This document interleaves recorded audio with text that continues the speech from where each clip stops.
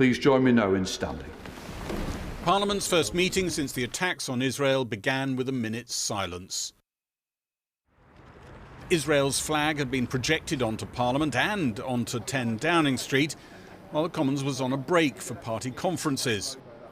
Prime Minister Rishi Sunak. Today, the Prime Minister reaffirmed his support for Israel, but repeatedly said allies like Britain would be urging Israel to stay within international law.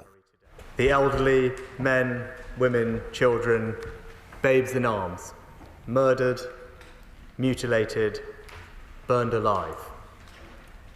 We should call it by its name. It was a pogrom. As a friend, we will continue to call on Israel to take every possible precaution to avoid harming civilians.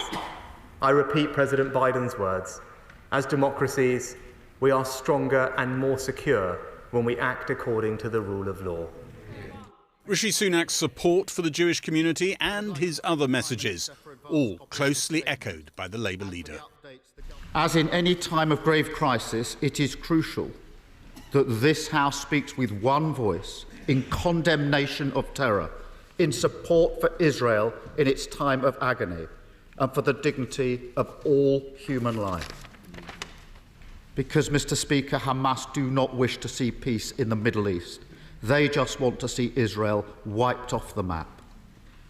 But Hamas are not the Palestinian people, and the Palestinian people are not Hamas. So Labour stands with Israel. Britain stands with Israel.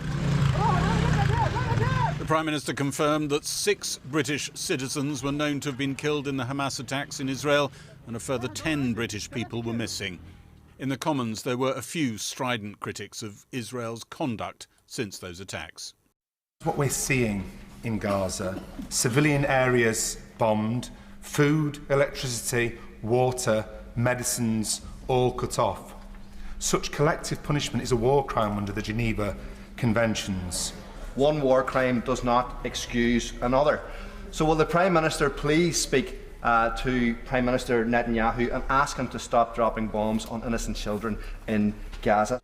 Some interventions like that were greeted with groans, but the Prime Minister and the Labour leader were in lockstep, urging Israel to do the right thing, but not labelling its actions so far as a breach of international law.